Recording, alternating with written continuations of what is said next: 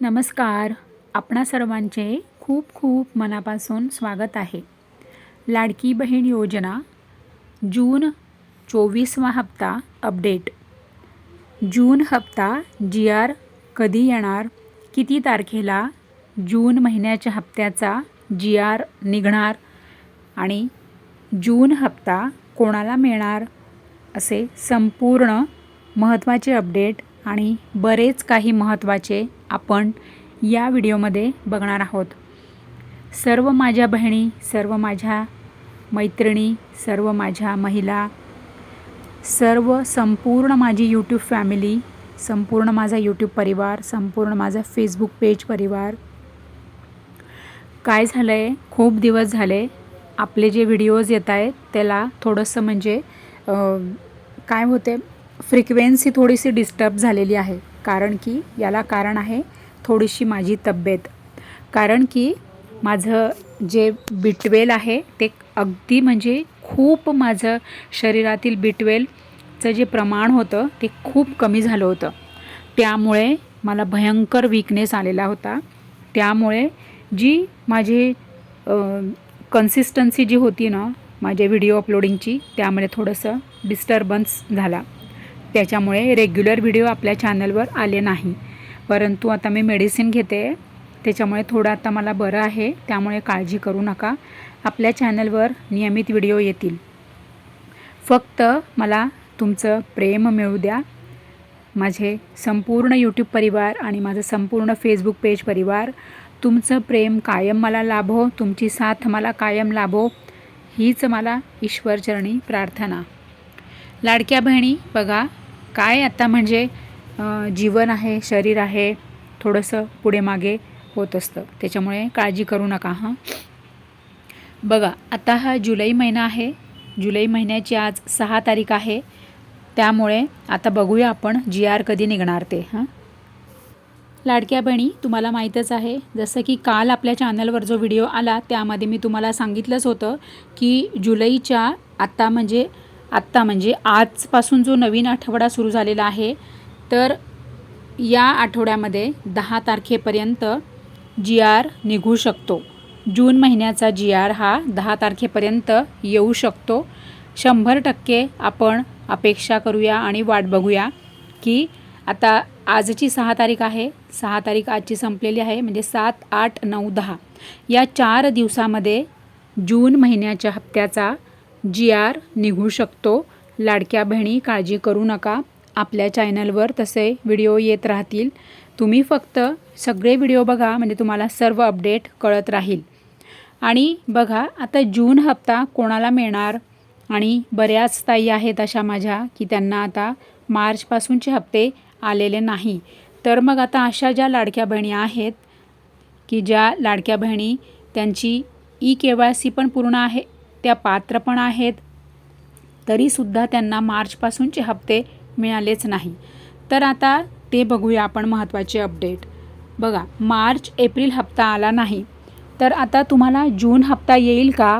तर बघा, मार्चपासूनचे जर तुम्हाला हप्ते आलेले नसेल, परंतु तुम्ही जर पात्र असाल आणि तुमचं EKYCचा जो डेटा आहे, उशिराने तुमचा EKYCचा डेटा हा शासनापर्यंत, म्हणजे महाराष्ट्र सरकार, म्हणजे आता लाडकी बहीण योजनेचं कोण बघतं, तर महिला व बालविकास विभाग.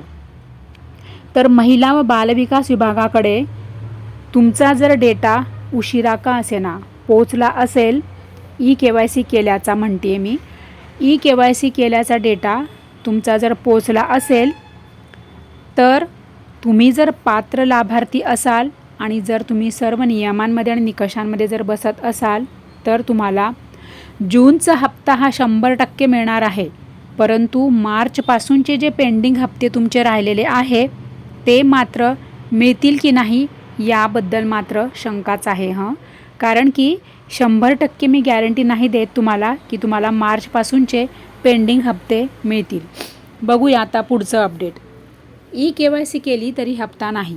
बघा, आता तुम्ही EKYC केलेली आहे तरी पण जर तुम्हाला हप्ता आलेला नाही, तर आता तेच मी आत्ता सांगत आहे की समजा उशिराने तुमचा EKYCचा डेटा सरकारकडे गेलेला असेल तर तुम्हाला जूनचा हप्ता मिळेल. या आधीचे राहिलेले हप्ते हे मिळणार नाही. आणि पुढचं काय आहे, मार्चपासूनचे हप्ते नाही. हो, तर ज्या ज्या ताईंना मार्चपासून हप्ते आलेले नाही तर अशा ताईंना पेंडिंग हप्ते, राहिलेले हप्ते मिळणार नाही. परंतु जून महिन्याचा हप्ता मिळू शकतो. तो कसा, तर कोणाला मिळणार जूनचा हप्ता, तर तुम्ही जर सर्व नियमांमध्ये आणि निकषांमध्ये बसत असाल, तुम्ही जर पात्र लाभार्थी महिला असाल. आणि बघा आता, कारण की सरकारकडे बराच असा दररोज म्हणजे नव्याने अपडेट झालेला डेटा पोचत आहे, सरकारकडे पोचत आहे. कोणाचा, लाडक्या बहिणींचा. जसं की आता समजा तुमच्याकडे कार आहे, 4 व्हीलर आहे आणि समजा आतापर्यंत जर तो डेटा सरकारपर्यंत गेलेला नव्हता, पण आता जर गेला असेल तर मात्र तुम्हाला जून महिन्याचा हप्ता मिळणार नाही. किंवा कोणी फॅमिलीमध्ये टॅक्स भरत असेल किंवा सरकारी विभागात कार्यरत असेल किंवा पेन्शन धारण करणारे असतील कोणी, म्हणजे पेन्शनधारक असेल कुटुंबातील कोणी, पती किंवा सासरे किंवा वडील, तरीसुद्धा तुम्हाला आता लाभ मिळणार नाही. आणि तेच मी सांगत आहे की सगळ्या तुमचे नियम आणि निकष तुम्ही जर फॉलो करत असाल, तुम्ही पात्र असाल, तर तुम्हाला 100% जूनचा हप्ता हा मिळणार आहे. आता तुम्ही म्हणाल पात्र बहिणींना हप्ते नाही. हो, पात्र बहिणींना हप्ते नाही, यामागे तर बरेच कारणं आहेत वेगवेगळे. की आता समजा तुमची KYC चुकलेली असेल किंवा तुमचे कागदपत्रांअभावी किंवा तुमचे काही अनेक कारणांअभावी तुम्ही KYC तुमची चुकीची झाली असेल किंवा KYC राहिली असेल, तर आता जेव्हा नव्याने KYC वेबसाईट सुरू होणार किंवा KYC प्रक्रिया सुरू होणार, तेव्हा तुम्ही KYC करू शकतात. परंतु आता ज्या पात्र बहिणींना तुमची KYC जर पूर्ण असेल, बरोबर असेल, तर तुम्हाला 100% जूनचा हप्ता हा मिळणार आहे. तर जून हप्ता मिळेल का?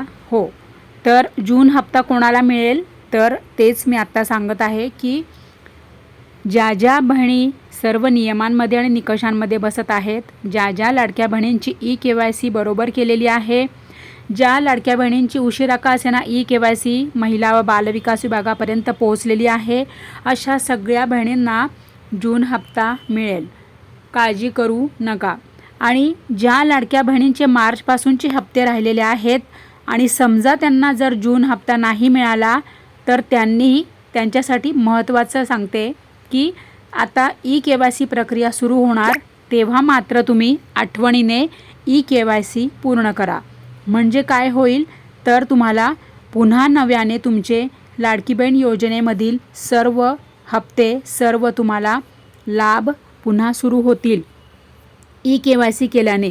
कारण की मुख्यमंत्री साहेब स्वतः म्हटलेले आहे की ज्यांना पुन्हा KYC करायची इच्छा आहे त्या पुन्हा KYC करू शकतात. ॲक्च्युअली जूनमध्येच KYC प्रक्रिया सुरू होणार होती, परंतु आता कदाचित पावसाळी अधिवेशन सुरू झालेले आहे, त्यामुळे याला कदाचित स्थगिती मिळाली असेल असे मला वाटत आहे. त्यामुळे काळजी करू नका.